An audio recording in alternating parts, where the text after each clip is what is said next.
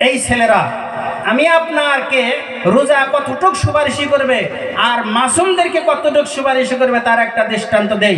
দেখবেন এই রোজার মাস, এখন তো চৈত বৈশাখ মাসে যেটা রোজা হয় কঠিন রোজা, প্রচন্ড গরম থাকে, এর মধ্যে দেখবেন ছোট ছোট বাচ্চারা রোজা রাখে না নাই কোন রাখে, ছোট ছোট মেয়েরা রোজা রাখে।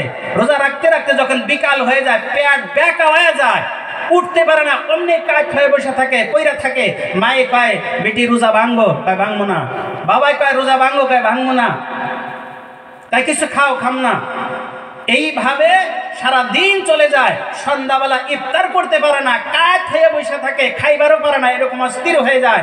তখন মা বাবা বলে এইভাবে যদি বাচ্চা রোজা রাখে তাহলে অ্যাক্সিডেন্ট হওয়ার সম্ভাবনা আছে। তারপরে বলে যে না, একে রোজা রাখতে ডাক দেওয়া যাবে না, সেহরির সময় ডাক দেওয়া যাবে না। দেখবেন লাস্টে 3-4টা রোজার পরে সেহরির সময় আস্তে আস্তে আস্তে আস্তে ভাত খায়, আর ওই বাচ্চাদেরকে ডাক দেয় না। দেখবেন ওরা অটোমেটিক চেতন পায়। কথা ঠিক না নাই পান আপনার? অটোমেটিক চেতন পায়। ভাত খাওয়া শেষ অবস্থায় তখন যে মুসরা উঠছে, ভাত খাইতেছ তোমরা? কয় হ্যাঁ। আমাকে দাও। কয় টাইম নেই, কয় তাও দাও। কথা ঠিক না কয় না আপনারা? হ্যাঁ। এইভাবে রোজা রাখার পরে যাই হোক, লাস্টে একটা দৃষ্টান্ত দিতেছি। এই বাড়িওয়ালা পুরুষ মহিলা স্বামী স্ত্রী দুইজনে তার মেয়েকে ডাক দিল না, তার বেটাকে ডাক দিল না। ভাত টাত খায় দা রোজা টোজা রাখার শেষ হয়েছে, ফজরের নামাজ পড়ছে, সকালবেলা ঘুম থেকে উঠছে, উঠার পরে বেলা উঠে গেছে, এই মেয়েটা দিয়ে বেলা উঠে গেছে। কয় মা রোজা তোমরা? কয় হ্যাঁ রোজা। কালকে ডাক দিলা না কে? কহারে কান্দে দিছে, কহারে কান্দে দিছে। কালকে ডাক দেবনি, কয় বলো ডাক দিলা না কে? কয় ভাত খাও, কয় খাম না। ভাত খাও, কয় খাম না। এমনও প্রমাণ আমাদের দেশের মধ্যে আছে, ওই মেয়েটা সারা দিন না খায় রোজা রাখে। সুবহানাল্লাহ বল। এক শ্রেণীর মানুষ আছি আমরা আশিকে রাসূল, নবীর ভালোবাসা, নবীর প্রেম, নবীর প্রেমের গান গাইতে গাইতে পাগল হয়ে যায়, নবীর আশিকে সারা জীবন বেতাব করে ফেলে দেয়, কিন্তু আল্লাহ নবীর সুন্নতের খেয়াল করে না। ওই ব্যক্তি নবীর প্রেম ভালোবাসা শুদ্ধ হবে না। আল্লাহর নবীকে আবু তালেব এত ভালোবেসেছিলেন, এত ভালোবেসেছিলেন, নবীর জন্য জান দেওয়ার জন্য বাধ্য হয়েছিল আবু তালেব। কিন্তু আল্লাহর নবীর প্রতি একটা জায়গায় অসুবিধা ছিল, নবীর কলেমাটা খালি পড়ে নিয়েছিল না আবু তালেব, যার জন্য আল্লাহর নবী সাল্লাল্লাহু আলাইহি ওয়াসাল্লাম এক সময় ওই কাফের বেদিনেরা বলেছিল, আবু তালেব তোমার ভাতিজাকে নিষেধ করে দাও, সে যেন আমাদের কাছে যেন কলেমার দাওয়াত না দেয়। আমাদের দেশে কিছু মানুষ আছে সকাল সকালে উঠে হুজুররা খালি বাড়ি বাড়ি যায়, খালি ঘুমের ডিস্টার্ব দেয়, আছে না নাই? কন্যা তো কিছু নাই, প্রকাশ্য না করলে মনে মনে কয়, ঘুমের ডিস্টার্ব দেয়। যখন আল্লাহ নবী কলেমার দাওয়াত দিতেছিল, কাফের বেদিনেরা সবাই একসঙ্গে হইয়া যতদিন পর্যন্ত আবু তালেব দুনিয়ায় বেঁচে ছিল ততদিন পর্যন্ত নবী মুহাম্মদ রাসূলুল্লাহর শরীরে একটা কোঠার আঘাত পর্যন্ত কাফেররা করতে পেরেছিল না। সুবহানাল্লাহ বলেন। আল্লাহ নবীর চাচা যতদিন বেঁচে ছিল ততদিন পর্যন্ত পাওয়া যায় না যে আল্লাহ নবীকে কোনো কাফের বেদিনে টিটকারি করছে, ধিক্কারি দিয়েছে, দুঃখ দিয়েছে। যখন আবু তালেবের ইন্তেকাল হয়ে গেছে, আল্লাহ নবী যখন অসহায় হয়ে গেছে, তখন কাফের বেদিনেরা আল্লাহ নবীকে কষ্ট দিয়েছে, আর আগে পারেনি। কিন্তু আবু তালেব কলেমা পড়েনি। একসময় বলেছিল, আবু তালেব তোমার ভাতিজা মুহাম্মদকে একটু নিষেধ করে দিয়ে তো, সেজন্য আমাদের সব সময় আমাদের ধর্মের সাথে কোনো কটুবাক্য এরকম কোনো জন ওরকম ভাষা প্রয়োগ করে না, আমাদের ধর্ম বিষয়ে যেন কিছু বলেই না। আল্লাহ নবী আবু তালেব আল্লাহ নবীকে ডাইকে বলছে, ভাতিজা তুমি একটু সামলায় কথা বলো, মানুষের সাথে ওরকম ঝগড়া ফসাদ এরকম ইত্যাদি করিও না। আল্লাহ নবী সাল্লাল্লাহু আলাইহি ওয়াসাল্লাম আস্তে আস্তে কলেমার দাওয়াত দিতে আসে। তারপরে আবার একদিন আইসা আবু তালেবের কাছে সমস্ত কাফেরা বড় বড় লিডারগুলো গেছে, যেহেতু আবু তালেব একটা হোল্ড ছিল, একটা তার পাওয়ার ছিল, মক্কার মধ্যে বড় বংশের লোক ছিল, যার জন্য আবু তালেবের সাথে তার ভাতিজা হওয়ার কারণে মুহাম্মদ সাল্লাল্লাহু আলাইহি সাল্লামকে কিচ্ছু বলতে পারে না। সুবহানাল্লাহ বলেন। মাহতারাম দোস্ত বুজুর্গ, লাস্টে বিচার দিল আবু তালেবের কাছে, আবু তালেব আপনার ভাতিজা মোহাম্মদকে যদি এই কলেমার থেকে ফিরাইতে না পারো, এই পুরস্কারের থেকে বাধা প্রদান আপনি না করতে পারেন, আমরা আনুষ্ঠানিকভাবে আমরা মোহাম্মদের প্রতিবাদ করব। নাউজুবিল্লাহ বলেন, প্রতিবাদ করব। হযরত আবু তালেব ভাবলো যে এটা তো ঘটনা খারাপ। তারপরে স্পেশালি আল্লাহর নবীকে আবু তালেব বসায়া বলল, ভাতিজা মোহাম্মদ তুমি শুনে রাখো, তুমি ধর্ম প্রচার করবে, কলেমা প্রচার করবে, দিন প্রচার করবে, তুমি জানো ওই রকম আনুষ্ঠানিকভাবে প্রকাশ্যভাবে কলেমা প্রচার করো না। মাইকের সাউন্ড কমাইলেন নাকি? কমাইন না। সমস্ত ভাবে আল্লাহর নবী সাল্লাল্লাহু আলাইহি সাল্লামকে যখন বসাইয়া আবু তালেব সুন্দরভাবে বুঝাইলেন, বলে ভাতিজা মোহাম্মদ আপনি এইভাবে আর কলেমা প্রচার করবেন না। সংক্ষেপে বলতেছি, আল্লাহর নবী সাল্লাল্লাহু আলাইহি ওয়াসাল্লাম বলেছিলেন, কাকা ও চাচা শুনে রাখো, আরববাসীরা যদি আমাকে এক হাতে সূর্য এনে দেয় আর এক হাতে যদি চন্দ্র এনে দেয়, আর যদি বলে তোমাকে আমরা সবাইকে রাজা বলে মেনে নিব, তোমাকে বিশ্ব সুন্দরী মেয়ে দিয়ে বিয়ে করায় দিব, তোমাকে আমরা সবাই মেনে নিব, তবু আল্লাহর নবী সাল্লাল্লাহু আলাইহি ওয়াসাল্লাম বলেছিলেন, কাকা আমি এই কলেমা প্রচার করা বাদ দিব না। সুবহানাল্লাহ বলে। সেই কলেমা তখন আবু তালেব জবাব দিছিল কাফেরদেরকে, তার পার্টনারদেরকে জবাব দিছিল, ও বন্ধুরা, ও আমার সাথীরা। তার সাথী ছিল আবু তালেব, আবু লাহাব, উতবা, সাইবা, আবু জেহেল, এইরকম বড় বড় তার পার্টনার বন্ধু ছিল। তখন আবু তালেব বলেছিল, এ বড় বড় লিডারগণ তোমরা শুনে রাখো, আমি আবু তালেব বেঁচে থাকা সত্ত্বেও মুহাম্মদ সাল্লাল্লাহু আলাইহি ওয়াসাল্লামের শরীরে যদি একটা কুঠার আঘাত পড়ে, তাহলে আমি আবু তালেব তাকে ছাড়ব না, এর প্রতিবাদ আমি করব। সুবহানাল্লাহ বলেন। সেখান থেকে এই ধমকি শোনার সাথে সাথে কুফারে মক্কা সবাই থরথর করে কেঁপেছিল। এই কিতাবে পাওয়া যায়, যতদিন পর্যন্ত আবু তালেব দুনিয়ায় বেঁচে ছিল ততদিন পর্যন্ত আল্লাহর নবীর শরীরে একটা কুঠার আঘাত পর্যন্ত কোনো কাফেররা করতে পারে নাই। সুবহানাল্লাহ বলেন। বেশি হয়েছে, অল্প কমান। সেই আবু তালেব মৃত্যুর সময়, ইমানের কথা বলতেছে, সেই আবু তালেব মৃত্যুর সময় খবর পাইলেন, আল্লাহর নবী খবর পাইলেন যে আবু তালেব মৃত্যু, চাচা মৃত্যু হইতেছে, উত্তর শীতানি হয়ে গেছে, সব কিছু দুনিয়ার ছেড়ে দিয়েছে। আল্লাহর নবী সাল্লাল্লাহু আলাইহি ওয়াসাল্লাম আস্তে আস্তে গেলেন তার চাচাকে দেখার জন্য, আবু তালেবকে দেখার জন্য। যা দেখে উত্তর শীতানি শুয়ে আছে, আল্লাহর নবী সাল্লাল্লাহু আলাইহি ওয়াসাল্লামকে দেখে তার চাচা জোর জোর করে পানি ছেড়ে দিলেন, আল্লাহর নবী কান্না শুরু করে দিলেন। আল্লাহর নবী আফসোস করতেছেন, মনে মনে ভাবতেছেন, আহা আমার কাকা দুনিয়া থেকে বেঈমান হয়ে মারা যাবে, কিয়ামতের দিন জাহান্নামে চলে যাবে, আমি ভাতিজা হয়ে সহ্য করতে পারবো না। যে কলেমার দাওয়াত আমি আমার কাকার কাছে দেব, চাচার কাছে দেব। নবী মুহাম্মদ মৃত্যুর সময় তার চাচা আবু তালেবকে কলেমার দাওয়াত দিতেছেন, ইমানের দাওয়াত দিতেছেন। কলেমা পড়বে অবস্থার মধ্যে শয়তান ভিতরে চলে গেছেন। সবার মধ্যে থেকে মানুষ ওঠে না, নাই ভাই? কন সবার মধ্যে থেকে মানুষ ওঠে না। এক উঠবো পেশাবের জন্য, কেবল তো একটা অঘটনের জন্য উঠবো, দুইটা কারণ।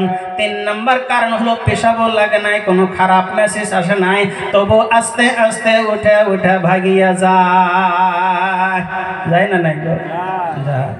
আমি আপনাদের কাছে মেনশন করতে চাই না, আল্লাহর নবী সাল্লাল্লাহু আলাইহি ওয়াসাল্লামের চাচা আবু তালেব কলেমা পড়বে, দিলটা নরম হয়ে গেছে, কলেমা পড়বে। শয়তান গিয়ে আবু তালেবের ভিতরে সওয়ার হলো, ওয়াসওয়াসা দেওয়া শুরু করে দিল, আবু তালেব তুমি যদি এখন কলেমা নিয়ে মারা যাও, গোটা আরববাসীর মানুষে বলবে আবু তালেব তার ভাতিজার নতুন ধর্ম ইসলামকে মৃত্যুর সময় কবুল করে মারা গেছে, সারা জীবন মানে নাই, মৃত্যুর সময় তার ভাতিজার ধর্ম মেনে নিয়ে গেছে। গোটা আরব এলাকাবাসী তোমাকে ধিক্কার দিবে, বীর পুরুষ বলবে না, তোমাকে বলবে একটা সাধারণ মানুষ, বীর বলবে না। তোমার এই সম্মান সারা দেশে থাকবে না। আর এই সময় যদি তুমি কলেমা নিয়ে মারা যাও, সারা দেশের মানুষ তোমাকে ধিক্কার দিবে। বলে নাউজুবিল্লাহ। শয়তান ভিতরে ইঞ্জেকশন দেওয়া শুরু করবে। আবু তালিব কলেমা পড়বে, এই অবস্থায় শয়তান এই ওয়াসওয়াসা যখন দেওয়া শুরু করলো, তখন আবু তালিব কলেমা পড়া বাদ দিল। নাউজুবিল্লাহ বলেন। আল্লাহর নবী দুটা পানি, চোখের পানি জোর জোর করে ছেড়ে দিয়ে কান্না শুরু করে দিল। প্রকাশ করতে পারে না, নিজের মনের ভাব প্রকাশ করতে পারে না। আল্লাহর নবী মদিনাতে কানলেন। আল্লাহ রাব্বুল আলামিন আরশে আজিম থেকে, আল্লাহ রাব্বুল আলামিন আরশে আজিম থেকে নবীকে সান্ত্বনা দিতেছেন। জোরে বলেন সুবহানাল্লাহ। নবী ও আমার হাবিব, ইন্নাকা লা তাহদি মান আহবাবতা ওয়ালাকিন্নাল্লাহা ইয়াহদি মান ইয়াশা। নবী গো, আপনি যাকে ভালোবাসেন, আপনি যাকে মহব্বত করেন, আপনি যাকে চান যে দিনের ভিতরে আসো, আপনি যাকে ভালোবাসেন, আপনি যাকে প্রেম করেন, আল্লাহ যদি তাকে ভালো না বাসে, আপনি কিন্তু তাকে হিদায়াত দিতে পারবেন না। জোরে বলেন নাউজুবিল্লাহ। আল্লাহ নবী চায় যে আমার কাকা কলেমা পড়ুক, ইমানদার হয়ে যাক। আল্লাহ জানাই দিলেন, ও হাবিব, ইন্নাকা লা তাহদি মান আহবাবতা, আপনি নিশ্চয় হিদায়াত দিতে পারবেন না যাকে আপনি পছন্দ করেন। ওয়ালাকিন্নাল্লাহা ইয়াহদি মান ইয়াশা, আল্লাহ যাকে হিদায়াত দিবে সেই হিদায়াত পাবে। আল্লাহ পছন্দ না করলে আপনার পছন্দ হিসাবে হিদায়াত হবে না। হিদায়াত কার কাছে ভাই বলেন? হিদায়াত কার কাছে বলেন? আল্লাহর কাছে। হিদায়াতের মাপকাঠি আল্লাহর কাছে। আল্লাহ যাকে হিদায়াত দিবে সে হিদায়াত পাবে। আমি অনুরোধ করবো সবারই কাছে, ও মা বোনেরা, যুবক ভাইয়েরা, এটা একটা কবরস্থানের জলসা। যে কবরস্থানে সবার মধ্যে আমরা এখানে এসেছি, দিলটা নরম করতে হবে, দিলটা নরম করতে হবে। যেহেতু এখানে যেই কবরস্থান শুরু হয়েছে, ও যুবক ভাইয়েরা, কাকারা, বন্ধুরা, খেয়াল করে শুনুন। এর আগে অনেক কবরগুলো নদীতে ভেঙে নিয়ে গেছে, নদীতে ভেঙে নিয়ে গেছে, তার কোনো অস্তিত্ব নাই। পুনরায় যারা মাটি দান করেছে, আবার রিপিট তারাই মাটি দান করিয়া একটা কবরস্থানের ব্যবস্থা করে দিয়েছে। ভাইরা, যেদিন কবরস্থান উদ্বোধনী করা হলো, যেদিন কবরস্থান উদ্বোধনী করা হলো, সেই দিন তো আসছিলাম, আপনারা নিশ্চয় দেখছেন। আসার পরে যেই লোকগুলো এখানে উপস্থিত ছিল, ওর মাধ্যম থেকে একজন লোক কবরস্থানের বাউন্ডারি দেখলো, সীমা দেখলো। সবাই ভাবলো যে প্রথম যে কার কবর এখানে হয়, প্রথম যে কার কবর এখানে হয়। তাই আমাদের আপনাদের মাধ্যম থেকে একজন আল্লাহর বান্দা হাজী সাহেব সে কবরের বাসিন্দা হয়েছে না নাই? আজকে যদি উনি বেঁচে থাকতেন, নয় আপনাদের ওখানে বসতো, না এখানে বসতো। কথা ঠিক না বলেন? তাহলে আমার আপনার কি দাম আছে, কি মূল্য আছে? কিসের এত বাহাদুরি, কিসের এত মস্তানি করি ভাই? কবরে গেলে, এই যে কয়েকদিন আগে গত শুক্রবার দিন মনির হাজি মারা গেল। এত সুন্দর করে বিল্ডিং বানাইছে, পানবাড়ির মসজিদের পাশে টাওয়ারের ওখানে বিল্ডিং ঝকঝক ঝকঝক করতেছে। আজকে দেখেন কবরের মধ্যে গেছে, কতটুকু মাটি নিচ্ছে? 3.5 হাত।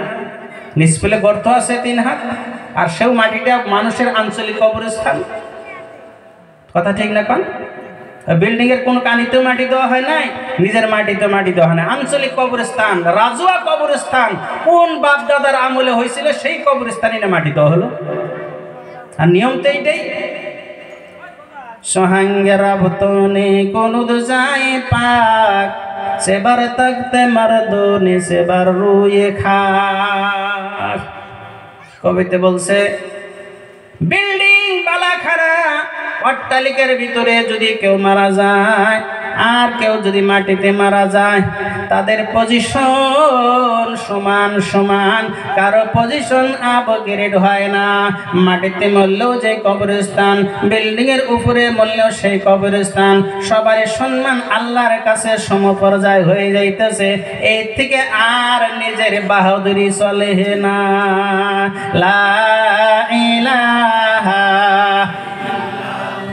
এটা জোরেই বলি, লা ইলাহা ইল্লাল্লাহ, লা ইলাহা ইল্লাল্লাহু মুহাম্মাদুর রাসূলুল্লাহ। সাল্লাল্লাহু আলাইহি ওয়াসাল্লাম। ভাইরা, আমি আপনাদের কাছে আল্লাহ রাব্বুল আলামিনের কোরআনে কারীমের একটা আয়াত তেলাওয়াত করেছি আর একটা হাদিস তেলাওয়াত করেছি। আপনারা নিশ্চয়ই জানেন যে কোরআনের বিষয় নিয়ে কিছু আলোচনা এখানে হয়েছে। আল্লাহ রাব্বুল আলামিন যদি পৃথিবীর বুকে একজন বান্দা আল্লাহ আল্লাহ বললে ওয়ালা যখন এই পৃথিবীতে মানুষ বাকি থাকবে কতদিন পর্যন্ত এই পৃথিবীকে কিয়ামত করবে না। সুবহানাল্লাহ বলেন। তার একটা নিশানা হলো আল্লাহর কোরআন শরীফ, কোরআনে কারীম। এই পৃথিবীতে যতদিন পর্যন্ত আল্লাহর কোরআন বাকি থাকবে কতদিন পর্যন্ত আল্লাহ বলনেওয়ালা বাকি থাকবে, যতদিন পর্যন্ত কোরআন বাকি থাকবে ইমানদার বাকি থাকবে, যতদিন পর্যন্ত কোরআন বাকি থাকবে দিন বাকি থাকবে, যতদিন পর্যন্ত কোরআন বাকি থাকবে এইভাবে প্রতিষ্ঠান কবরস্থান বাকি থাকবে। জোরে বলি সুবহানাল্লাহ। ভাইরা আমার, মা বোনেরা আমার, আপনারা সবার বাড়িতে আসছেন, জলসায় আসছেন, সবার থেকে আপনারা কি নিয়ে যাবেন, কি আমলটা নিয়ে যাবেন? এমন একটি সময় আসবে, এমন একটি টাইম আসবে আমলের প্রয়োজন হবে। আল্লাহর নবী সাল্লাল্লাহু আলাইহি ওয়াসাল্লামের হাদিসে তেলাওয়াত করেছি, কিয়ামতের দিন, কিয়ামতের দিন মানুষকে সুপারিশি করিয়া, বান্দাদেরকে সুপারিশি করিয়া একজন আরেকজনকে জান্নাতে নেওয়ার জন্য আল্লাহর কাছে অনুনয় বিনয় করবে। তার মধ্যে থেকে দুইটা বস্তু নিশ্চয়, এটা হলো শাবানের চাঁদ, এরপরে হলো রমজানের চাঁদ। আল্লাহর নবী সাল্লাল্লাহু আলাইহি ওয়াসাল্লামের একটা হাদিস মা বোনেরা শুনে রাখেন, কিয়ামতের দিন, যেই দিন মা ধরা দিবে না, বাবা ধরা দিবে না, কেউ ধরা দিবে না, কেউ কারো পরিচয় দিবে না, কোনো পীর পরিচয় দিবে না, কোনো হুজুর পরিচয় দিবে না, কারোর সঙ্গে কেউ পরিচয় দিবে না। ইয়াউমা ইয়াফিরুল মারউ মিন আখি, একজন আরেকজন থেকে ভাগিয়া যাবে, ভাইয়ের থেকে ভাই ভাগিয়া যাবে, পালায়ন করবে, কেউ পরিচয় দিবে না, এমন ভয়ানক হয়ে যাবে। আল্লাহ নবীর একটি হাদিস শুনে দেই মা বোনেরা, এখানে পর্দার কথা আছে। হযরতে মা আয়েশা রাদিয়াল্লাহু তাআলা আনহার একটা হাদিস, আল্লাহ নবী হাদিসটা বলতেছেন, কিয়ামতের দিন যখন মানুষকে উঠানো হবে, ওয়াইজাল কুবুর বুসিরাত, কবর থেকে মানুষকে যখন উঠানো হবে সমস্ত মানুষ একসঙ্গে উঠবে। নবী বললেন, কিয়ামতের দিন যখন সমস্ত মানুষ কবর থেকে উঠবে কারো শরীরে কাপড় থাকবে না। সুবহানাল্লাহ বলেন। মায়ের গর্ভের থেকে যখন বাচ্চা জন্ম নেয় কাপড় আছে? বাইরে কাপড় আসিল কি? মাজার হতে আসিল? কন্যা তো কিছুই, কাপড়ও নাই, কাপড় হতা নাই। এই যে বাচ্চা করে যে আমরা মুসলমানি করাই, মুসলমানি হয়েছিল না। খতমাবিহীন কিয়ামতের দিন মানুষ উঠবে।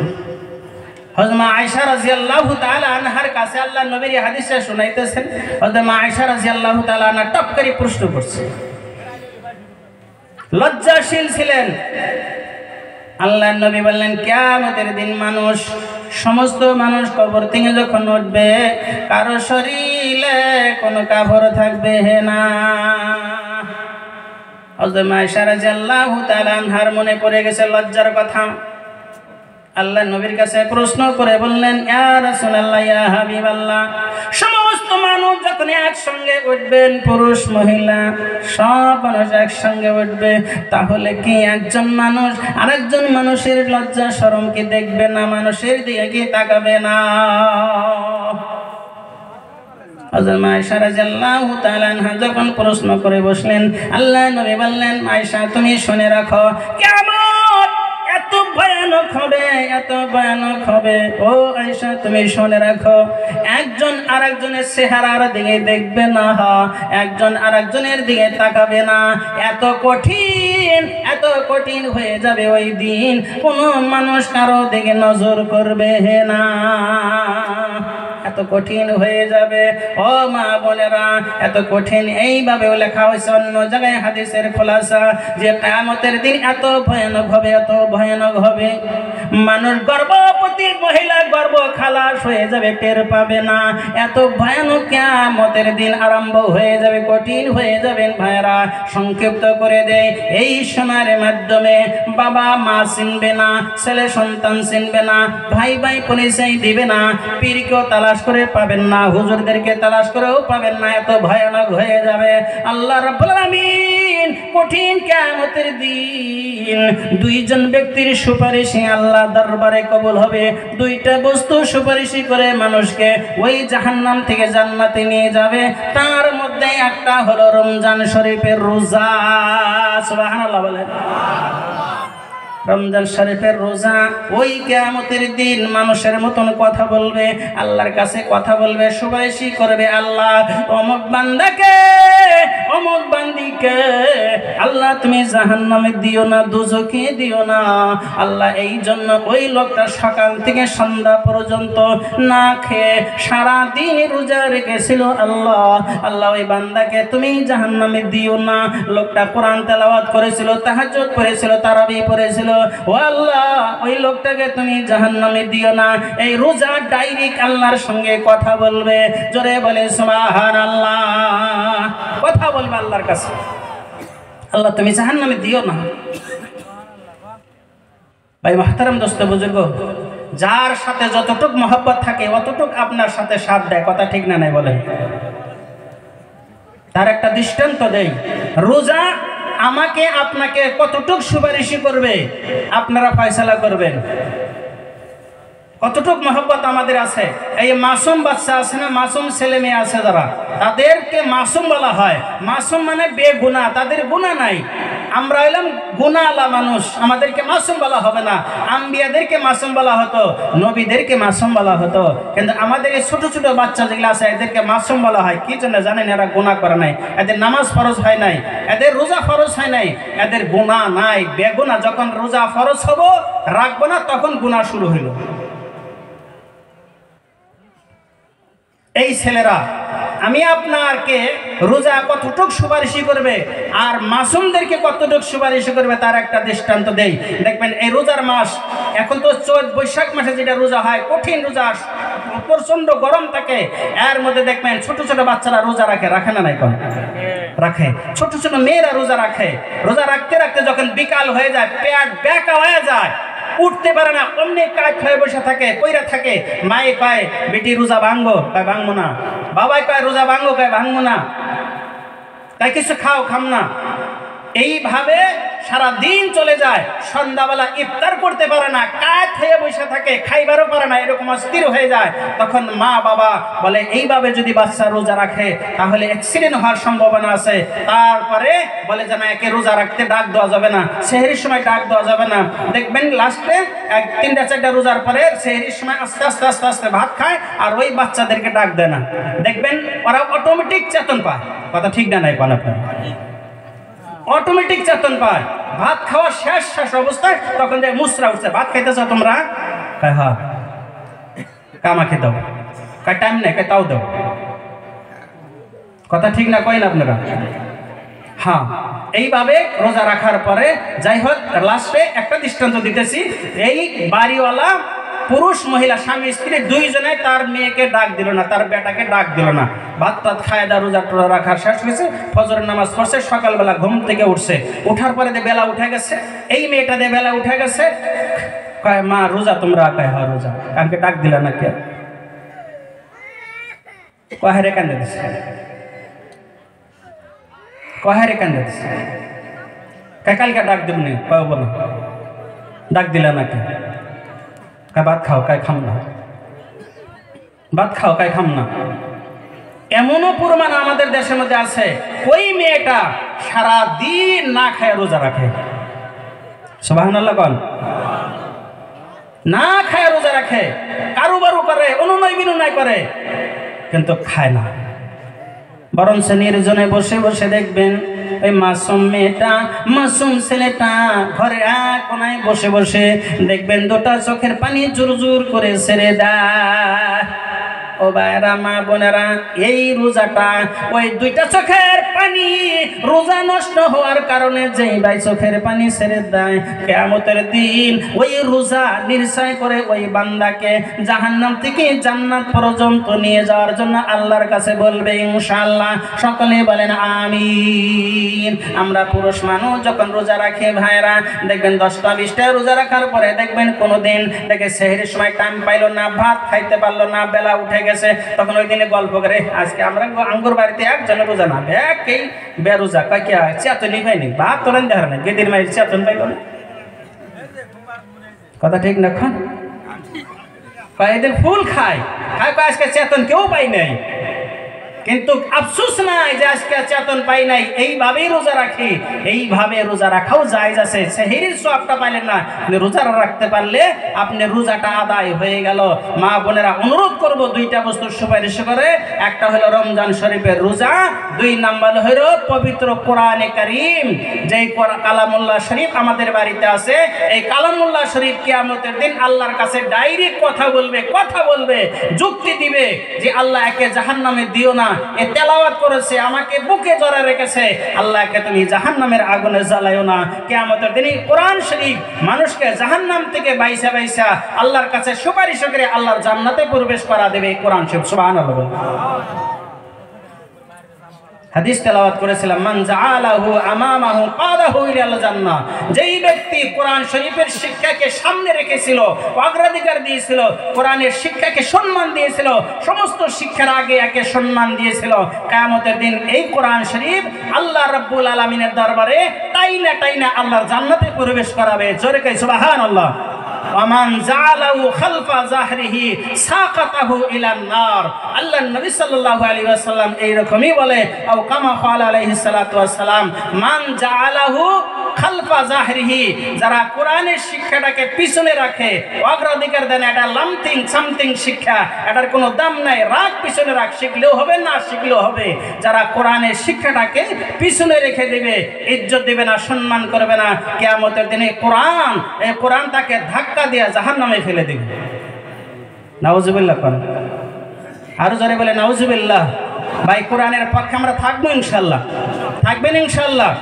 আল্লাহ সবাইকে থাকার তৌফিক দান করুক। আমরা কোরআন পড়তে না পারি, কোরআন বুঝতে না পারি, কিন্তু যারা কোরআন শিখেছে তাদেরকে সম্মান করলে কোরআনকে সম্মান করার সওয়াব ইনশাআল্লাহ আপনারা পাবেন। জোরে বলি আল্লাহুম্মা আমিন।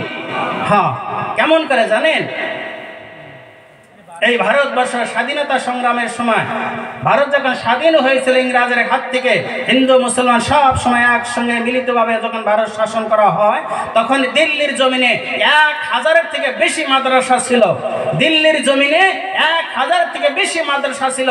সমস্ত মাদ্রাসা ইংরেজরা পুরাইয়া ভস্ম করে শেষ করে দিয়েছিল। আলিম উলামাতে 57,500 আলিম উলামা দিল্লির জমিনে শহীদ হয়েছিল এই ভারতবর্ষের স্বাধীনতা সংগ্রামের মধ্যে। আজকে তাদের নাম নেই। যাই হোক, সেই কথাটা আমি বলতেছি যে সমস্ত মাদ্রাসা 1000-এর পরিমাণ মাদ্রাসা যখন শেষ হয়ে যায়, যাওয়ার পরে কোরআন শেষ হয়ে গেল, হাদিস শেষ হয়ে গেল, আলিম উলামা শেষ হয়ে গেল, তারপরে লম্বা ইতিহাস, তারপরে দারুল উলুম দেওবন্দ মাদ্রাসা কায়েম করা হয়। দারুল উলুম দেওবন্দ মাদ্রাসা কায়েম করা হয়। ভাই মুহতারাম, দোস্ত বুজুর্গ, তারপরে এই সময়ের মধ্যে একটা হাফিজ সাহেব এক জায়গায় বসে আছে, একজন আল্লাহর ওলি এক জায়গায় বসে আছে। কিছু আমাদের বর্তমান কিছু সময় নজির দেখা যাইতেছে, মুসলমানের ধর্ম নিয়ে কত কিছু বলা হইতেছে, কত কিছু করা হইতেছে। সেই সময় কিছুগুলো মানুষ গিয়ে এই হুজুরের কাছে গেছে, মৌলভী সাহেবের কাছে, মৌলভী বলতো তারা, ইংরেজরা মৌলভী বলতো, মৌলভী সাহেবের কাছে গেছে, বলে হুজুর একটু প্রতিযোগিতা করতে চাই। বলে কি প্রতিযোগিতা করবেন? ভাই আপনাদের কোরআন শরীফ আর আমাদের বাইবেল শরীফ, এই দুইটা একসঙ্গে আগুনে ফেলে দিমু, যাদের কিতাব জ্বলবে না তাদের কিতাব, তাদের ধর্মটা আজকে সত্য প্রমাণ হবে, তাদের ধর্মটা সত্য প্রমাণ হবে। বলে তাই নাকি? বলে হ্যাঁ। আমাদের হুজুর সাহেব, আমাদের হুজুর বলছে আচ্ছা ঠিক আছে। হাজার মানুষ এক জায়গায় জমা হয়েছে, মুসলমানের সাথে আর হিন্দুদের সাথে একটা প্রতিযোগিতা হবে, বহস মুবাহিসা হবে। সেটা হলো কিতাব নিয়ে, যেটা কোরআন শরীফ নিয়ে, আর একটা হলো তাদের বাইবেল নিয়ে। তখন আমাদের হুজুর সাহেব, আল্লাহ মান কানা লিল্লাহি কানা আল্লাহু লাহু, যেই ব্যক্তি আল্লাহর হয়ে যায় আল্লাহ তার হয়ে যায়। সুবহানাল্লাহ বলেন। যেই ব্যক্তি আল্লাহর হয়ে যায় আল্লাহ তার হয়ে যায়। এই লোকটা কোনো ভয় করে নাই, টেনশন করে নাই, একদম সুস্থভাবে হাজার মানুষ সমাবেত হয়েছে। তখন আস্তে করে বলেছে, ভাই ঠিক আছে হবে, কিন্তু তোমাদের কিতাবটা তুমি বুকের মধ্যে এরকম ভাবে জড়ায়া ধরবে, আর আমাদের কিতাব কোরআন শরীফ আমি বুকের মধ্যে জড়ায়া ধরবো। তুমি বলেছো কিতাব ফেলে দিতে হবে না, আমি একটা প্লাস করে দিলাম, তুমি তোমাদের কিতাব বুকের মধ্যে নিবে, আর আমি আমাদের কিতাব বুকের মধ্যে নিয়ে দুইজনায় একসঙ্গে আগুনের মধ্যে ঝাঁপ দেব, দেখা যাবে কাদের ধর্ম সত্য। কিছুই বললেন না? হল সুবহানাল্লাহ কোন নয়, নারায়ে তাকবীর দাও, নারায়ে তাকবীর, আরো জোরে নারায়ে তাকবীর। এখন আস্তে আস্তে আস্তে আস্তে সেই পাদ্রী সাহেব ওখান থেকে যায়, মিটিংয়ে থেকে যায়। মানুষ ধরছে, কি হলো আপনি যাচ্ছেন কেন, এখানে আসেন, প্রতিযোগিতা হবে, মুবাহিসা হবে। সেই লোকটা বলে, পাদ্রী সাহেব বললেন, না না এখানে আর হবে না। বলে কেন হবে না? রাজ ফাঁস হয়ে গেছে। বলে কি ফাঁস হয়ে গেছে? সত্য প্রমাণ করা হয়েছে। এইবার সেই পাদ্রী বললেন, ও দেশবাসীরা, আমি একটি চালাকি করেছি, ধরা পড়ে গেলাম। বলে কি? আমাদের যেটা কিতাব আছে, ওই কিতাবের চতুর্পাশে আমি একটি মেডিসিন ব্যবহার করেছি, ওষুধ ব্যবহার করেছি। ওই কিতাবটা যদি আগুনের মধ্যে ছাড়া হয়, আগুনে জ্বালাইতে পারবে না। আর মুসলমানের কোরআন শরীফ যদি আগুনে ছেড়ে দেওয়া হয়, কোরআনটা জ্বালাইয়া কোরআন জ্বলে ছারখার হয়ে যাবে, ভস্ম হয়ে যাবে, আমাদের কিতাবটা জ্বলবে না। আর সারা দেশে প্রমাণ হয়ে যাবে আমাদের ধর্ম সত্য। জোরে বলে নাউজুবিল্লাহ। আমার ওই হুজুর সাহেব বলেছে, না না এইভাবে হবে না, আমার কিতাবের চতুর্পাশে আমি একটা মেডিসিন ব্যবহার করেছি, কিন্তু সত্য কিতাব জ্বলবে না। যখন ওই কিতাবটা আমি বুকের মধ্যে নিয়ে আগুনের মধ্যে চাপ দিব, কিন্তু আমার কিতাব জ্বলবে না, কিন্তু আমার পশম বাকি থাকবে না। কথা ঠিক না?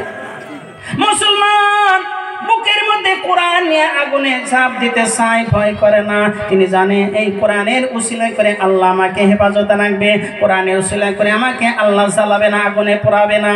আল্লাহর নবী সাল্লাল্লাহু আলাইহি ওয়াসাল্লামের প্রেম ভালোবাসা যাদের অন্তরে থাকবে, আল্লাহ রাব্বুল আলামিন তাদেরকেও জাহান্নামের আগুনে জ্বালাবে না ইনশাআল্লাহ।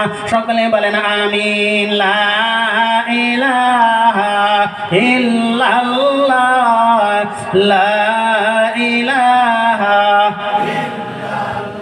বলেন সবাই জোরে, লা ইলাহা ইল্লাল্লাহু মুহাম্মাদুর রাসূলুল্লাহ সাল্লাল্লাহু আলাইহি ওয়াসাল্লাম। ভাইরা, যে কবরস্থানের বিষয় নিয়ে আপনারা সবার মধ্যে সমবেত হয়েছেন, আমরা এটা আখেরি মঞ্জিল, দুনিয়া থেকে যাওয়ার এটা প্রথম মঞ্জিল হবে, দুনিয়া থেকে যাওয়ার এটা প্রথম ঘাঁটি হবে, চেকপোস্ট হবে। এখান থেকে যদি কোনো মানুষের আমলটা যদি কবুল হয়ে যায়, আল্লাহ মেনে নিয়ে যায়, আল্লাহ রাব্বুল আলামিন বাকি ঘাটগুলো তার জন্য আসান হয়ে যাবে। কবর যদি বাগান হয়ে যায়, কবর যদি ফুলের বাগান হয়ে যায়, ভাইরা আমার একটি ঘটনা শুনে দিই, মনে রাখবেন। যারা কাকা দাদা আছেন, মা বোনেরা আছেন, যারা কোরআন শরীফ পড়তে পারেন না, এটা আমি পেয়েছি একটা কিতাবের মধ্যে, দারুল উলুম দেওবন্দ মাদ্রাসার যেটা প্রথম যেখানে বাণী, ওখান থেকে একটা স্টাম্প ছিল, তার নাম ছিল মুন্সি রহমত আলী। মুন্সি রহমত আলী এমন আল্লাহওয়ালা ওলি ছিলেন, বুজুর্গ ছিলেন। কোরআন যারা পড়তে পারেন না, কোরআনের উসিলা করে আল্লাহ আপনাকে হেদায়েত দিতে পারে।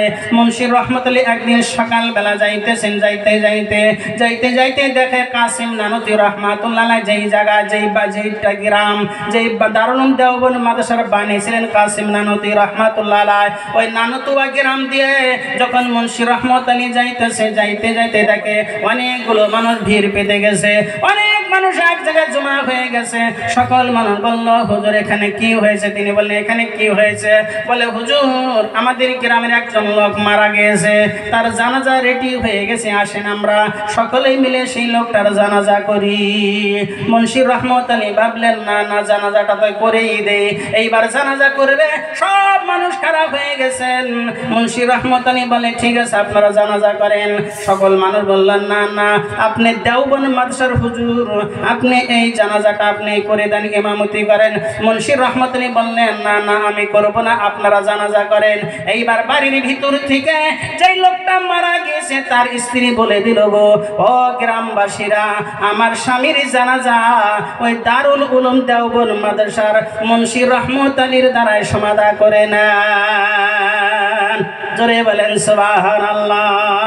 যেই লোকটা মারা গেছে তিনি আল্লাহর ওলি, আর যিনি জানাজা করতেছেন তিনি হলেন আল্লাহর ওলি। এক আল্লাহর ওলি আর এক আল্লাহর ওলি জানাজায় দাঁড়িয়ে গেছে। মুন্সি রহমত আলী জানাজা করলেন, জানাজা করে তাড়াতাড়ি মাটি দেওয়া হয়ে গেল।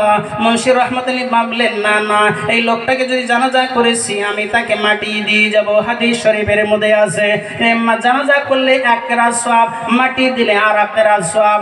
এক কেরাত সওয়াব হলো এক উহুদ পাহাড়ের থেকে বড়। জোরে বলেন সুবহানাল্লাহ।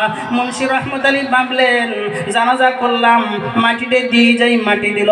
মুন্সি রহমত আলী নিজেই কবরে নেমেছিলেন। লোকটাকে জানাজা করার পরে মাটি দিয়া তাড়াতাড়ি করে দেওবন্দ মাদ্রাসায় চলে গেছেন। ভাইরা, মাদ্রাসায় যখন চলে গেল, তার পকেটের ভিতরে ছিল তার আই কার্ডটা তার পকেটের ভিতরে আর দেখে না। চিন্তায় পড়ে গেল তার চাকরির জীবনের কার্ডটা। তিনি মনে মনে ভাবলেন না না, আমার আই কার্ডটা যদি হারিয়ে যায় আমার অসুবিধা হবে। ওখান থেকে ব্যাক করলেন, মনে মনে ভাবলেন যেই লোকটাকে মাটি দিয়েছি ওই লোকটার কবরের মধ্যে মনে হয় আমার আই কার্ড পড়ে গেছে। আল্লাহর ওলি কবর দিকে ভয় করে না, আল্লাহর ওলি যারা কবর দিকে ডরায় না। ওখান থেকে তাড়াতাড়ি করে আসলেন। আসার পরে দেখে সেই লোকগুলা এখনো বাড়িতে যায় নাই, কবরস্থানের মধ্যে কিছু মানুষ আছে। বলে ও ভাই, আমার একটা আই কার্ড হারিয়ে গেছে, আমার মনে হয়, আমার ডাউট হয় আমার এই আই কার্ডটা সেই কবরের মধ্যেই পড়েছে। আপনারা যদি দয়া করে কবরের স্থানের মাটি যদি একটু সরাইয়ে দিতেন, কবরের মাটি যদি একটু সরাইয়ে দিতেন, আমি একটু চেক করে দেখতাম আমার আই কার্ড সেখানে পড়েছে কিনা। সবাই মিলে কবরস্থানের মাটিটা, কবরের মাটি একটু সরাই দিলেন। মুন্সি রহমত আলী খালি হুকি মেরে দেখছেন, খালি হুকি মেরে দেখছেন। দেখার সাথে সাথে দেখে পুরা কবরটা গোলাপ ফুলের দ্বারাই ভর্তি হয়ে গেছে। জোরে বলেন সুবহানাল্লাহ। আল্লাহর নবীর হাদিস মিথ্যা না। এখানে বলে গেছে যে কবর একটা জান্নাতের বাগান অথবা একটা জাহান্নামের গর্ত, কিন্তু আমরা চোখে দেখি না। কিছু সময় মানুষকে আল্লাহ দেখায়। সারা কবরটা যখন ফুলে, গোলাপ ফুলে ভর্তি হয়ে গেছে, মুন্সি রহমত আলী আই কার্ডের কথা ভুলে গেছে, দুনিয়ার কথা ভুলে গেছে, সব ভুলে গেলেন। তিনি তেলের ভিতরে এটা খেয়াল এসে গেল, এটা কত বড় আল্লাহর ওলি রে, কত বড় আল্লাহওয়ালা। আমি যাব রে এই লোকটার বিবির কাছে, আমি জিজ্ঞাসা করব এই লোকটার বিবি জীবনে, এই লোকটা জীবনে কি আমল করেছে তার বিবি ভালো জানে। মুন্সি রহমত আলী কবর থেকে উঠে ডাইরেক্ট চলে গেলেন সেই মহিলার কাছে। ও আল্লাহর বান্দি, তুমি বলে দাও তোমার স্বামীর ভালো মন্দ খবর তুমি ছাড়াই কেউ জানে না। তুমি বলো তোমার স্বামী এই দুনিয়ার মধ্যে কি কি আমল করেছে। বলে নামাজ পড়েছে, রোজা রেখেছে। এইভাবে বলা শুরু করে দিল। মুন্সি রহমত আলী বলে না না না না, কোনো স্পেশাল আমল করেছে, খাস আমল আছে। তুমি বলো তোমার স্বামীর কোনো খাস আমল আমাকে শোনাও। মুন্সি রহমত আলীর কথা শুনে সেই মেয়েটা বললেন না না, আমার স্বামীর কোনো খাস আমল নাই। আমার স্বামী জীবনে কোরআন শরীফ পড়তে পারে না। সুবহানাল্লাহ বলেন। কোরআন শরীফ পড়া শিখছিলেন না, বানান করে যেরকম রিডিং করে পড়তে পারে নাই। আমার স্বামীর সঙ্গে 46 বছর, 46 ইয়ার, অর্থাৎ 46 বছর আমি ঘর সংসার করছি। আমার স্বামী কোনো দিন ফজরের নামাজ কাজা করে না। সুবহানাল্লাহ বলেন। ফজর নামাজ কাজা করে নাই। আমার স্বামী খাস আমল এইটাই আমি দেখেছি। মুন্সি রহমত আলী দারুল উলুম দেওবন্দ মাদ্রাসার একটা শিক্ষক স্টাফ, মুন্সি আমরা যাকে কেরানি বলি, সেই মুন্সি রহমত আলী আস্তে আস্তে ধীরে ধীরে ভাবে শুনতেছেন, হাই রে এটা কত বড় আল্লাহর বলি, কত বড় বুজুর্গ। সেই মহিলা বললেন, ও আল্লাহর বান্দা, আমার স্বামীর একটি খাস আমল আমি দেখেছি। আমার স্বামী সকালবেলা নামাজ পড়ে এই তো বাড়িতে কোরআন শরীফ আছে হুজুর গো, ওই কোরআন বুকের মধ্যে নিতেন, চুমা খাইতেন, বুকের মধ্যে নিতেন, চুমা খাইতেন, আর কোরআনটাকে এইভাবে ঘুরাইতেন, পাতা উল্টাইতেন, উল্টাইয়া আর বলতেন যে লাইনটার মধ্যে হাত আঙ্গুল ফিরে দিত, আর বলতো আল্লাহ তুমি এই আয়াতের মধ্যে, লাইনের মধ্যে তুমি যা লেগেছো সত্যই লেগেছো, আমি অদম তোমার কোরআন পড়তে পারি না। এইভাবে এক পাতা, দুই পাতা, তিন পাতা উল্টাইতো আর সমা খাইতো। হুজুর গো, আমার স্বামীর এই আমল ছাড়া আর অন্য কোনো খাস আমি আর জীবনে দেখি নাই। মুন্সি রহমত আলী বুঝার বাকি থাকলেন না। আল্লাহ রাব্বুল আলামিন সেই বান্দাকে কোরআন স্পষ্টভাবে পড়তে পারে নাই, কিন্তু কোরআন বুকে রাখছেন, চুমা খাইছেন, আল্লাহর কাছে কোরআন নিয়ে দোয়া করেছেন। মহান রাব্বুল আলামিন মনে হয় এই উসিলা করে আল্লাহ রাব্বুল আলামিন তার কবরটা জান্নাতের বাগান বানিয়ে দিয়েছে। সকলেই বলেন আমিন। এই যে কবরস্থানের মধ্যে দুইটা মাইয়ে শুয়ে আছে শুনলাম, একজন হাজী সাহেব একটা ছোট মানুষ এখানে শুয়ে আছে। আবার দেখবেন কালকেও একজন লাশ আসতে পারে, পরশুদিন একটা লাশ আসতে পারে, আগামী বছর পর্যন্ত দেখবেন 10 জন 12 জনের লাশ হয়ে যাবে। ওই লাশটার মধ্যে ওই সিরিয়ালের মধ্যে আমার আপনার নাম আসতেই পারে ভাইরা। যেইভাবে এখানে বসেছেন আগামী বছর এখানে নাও বসতেই পারেন, তার বসাটা কবরস্থানের মধ্যে শাহিত হইতে পারে। আমি আপনাদের কাছে অনুরোধ করে যাই ভাইরা, এই গ্রামবাসী যারা আছেন সবার কাছে লাশ অনুরোধ এইটাই, আপনার মার বাড়ি নিয়ে, আপনার জমি নিয়ে, আপনার শারীরিক অর্থাৎ সংসারিক নিয়ে যদি আপনার কোনো লড়াই ঝগড়া কন্দল আছে ওইটা বাড়িতে রেখে দিবেন, কবরস্থান পর্যন্ত সেটা আনবেন না। এই কবর একটা এমন একটা কবর যেই কবরের ভিতরে সকলে যাইতে হবে, ওখানে লড়াই করা চলবে না। দুনিয়ায় লড়াই করতে পারেন, কবরস্থানের ভিতরে যখন শুয়ে থাকবেন ওই দিন মনে পড়ে যাবে দুনিয়ায় আমি কি আমল করেছি। আমি আপনাদের কাছে অনুরোধ করে যাই ভাইরা, এই কবরস্থান নিয়ে কোনো বিবাদ করবেন না, ঝগড়া করবেন না, সকলে মিলে কবরস্থানটাকে উন্নত করবেন। কবরস্থানের বাউন্ডারি লাগে, কবরস্থানে একটু মাটির প্রয়োজন হবে। যেই কবরস্থান মানে 5 মাসে যখন মানুষ মাটি দেয়, যদি এখানে কবর খোদা হয় মাটি পানি উঠবে, এই জন্য কমাস কম একটু জায়গা সেখানে উঁচু করতে হবে, যাতে করে 5 মাসে সেখানে মাইয়েতকে রাখা হয়। এই মাইয়েত নিয়ে পান বাড়ি যাইতে যেন না লাগে। এই জন্য আমরা একটা বাড়ি বানাইলে কত সুন্দর করে সাজায়, আমি সেই কবরটা যেন সাজাইতে পারি। সকলে এবারে আল্লাহুম্মা আমিন। নদীরে কুল ভাঙ্গে ও কুল উঠে, এই তো নদীর খেলা, সকাল বেলা বাদশা তুমি, ফকির বিকাল বেলা। লা ইলাহা লা ইলাহা ইল্লাল্লাহু মুহাম্মাদুর রাসূলুল্লাহ সাল্লাল্লাহু আলাইহি ওয়াসাল্লাম। অনেক সময় আলোচনা করলাম, রাত লম্বা হয়ে যাইতেছে, যেহেতু সবারই খাটনির শরীর, সবাই কর্মরত, সবাই কৃষিজীবী, এই জন্য আমি আপনাদের কাছে আর কষ্ট দিতে চাই না। একটা অনুরোধ রেখে যাই, আমরা আপনারা সকলে এক জায়গারই লোক, আপনাদের সাথে বিশেষ করে শালমারা এই অঞ্চল, এই গুনাহগারকে একটু ভালোবাসেন, হাক ডাকেন, যতটুকু পারি সারা দেই। আপনাদের দোয়া আছে, আমারও দোয়া আছে। এই কবরস্থানের বিষয় নিয়ে যখন কবরস্থান উদ্বোধন করা হলো, আমরা সবাই আসছিলাম, আবার এখানে দেখলাম 2টা লাশ দাফন করা হয়েছে, আরও লাশ আসবে, কার নাম্বার আসবে। আমি আপনাদের কাছে আবার জোর অনুরোধ করে যাই যে আপনারা কবরস্থানটাকে গ্রামবাসী সকলে মিলে যতটুকু প্রয়োজন, কবরস্থানের বাউন্ডারি লাগে, তার সঙ্গে একটু মাটি ফালান লাগে, যে 22 মাসে মাটি দেওয়ার জন্য যে মানুষের একটু জায়গা উঁচু করা লাগে যাতে পানি না ওঠে, সেই ব্যবস্থা আপনাদের সবারই দায়িত্ব, সবারই কর্তব্য। এখানে কোনো হিংসা বিবাদ না রাখা সবাই সমবেতভাবে মিলিত হয়ে কবরস্থানের হকে উন্নতি কল্পে সবাই সাথ দেবেন ইনশাল্লাহ। ভাইরা সাথ দেবেন ইনশাল্লাহ। হ্যাঁ, যেটি মানুষ আছেন, আপনার যেটি আছেন, যদি কন যে আমি 10 গাড়ি করে 5 গাড়ি করে মাটি আমি কবরস্থানে ফালা দেব, এমনও মানুষ আছে। অনেক গাড়িওয়ালার ভাই আছে, কেউ যদি বলে আমি 20 গাড়ি ফালা দেব তাও আছে, কেউ যদি বলে 10 গাড়ি মাটি ফালা দেব। 10টা ট্রাক্টরওয়ালা গাড়িওয়ালা ভাইরা যদি এখানে মাটি দেয়, আবার একজন একথা বলতে পারে যে হুজুর আমার বাড়ির গাড়ি নাই কিন্তু আমার মাটি আছে, আমার মাটির কোনো দেওয়া লাগবে না, কি জানি কয়, রয়্যালটি দেওয়া লাগবে না, আমার খেতে থেকে 10 গাড়ি 20 গাড়ি কবরস্থানের মধ্যে যদি লাগে দিয়ে দেই, আর যদি কেউ নিয়ে 1টা টাকাও লাগবে না। ভাই, ওই কবরে ওই মাটির উসিলা কি জানি ওই মাটিটা আপনারও হইতে পারে, আপনার খেতের মাটি আপনারও হইতে পারে, আপনার ট্রাক্টরের মাটি আপনারও কবর হইতে পারে। তাও তো আল্লাহর কাছে বলতে পারবেন যে আল্লাহ এই কবরস্থানের জন্য একটা মাটি দিয়েছিলাম, আল্লাহ এর উসিলা করে তো তুমি মাফ করতে পারো, এই আশা নিয়েও তো আল্লাহ রাব্বুল আলামিন মাফ করতে পারে। এই জন্য সবার কাছে অনুরোধ করতেছি যে কবরস্থানে যেগুলো বস্তুর প্রয়োজন, আমার পরবর্তী মেহমান আসছে, উনি কিছু কথা আপনাদের কাছে বলবে।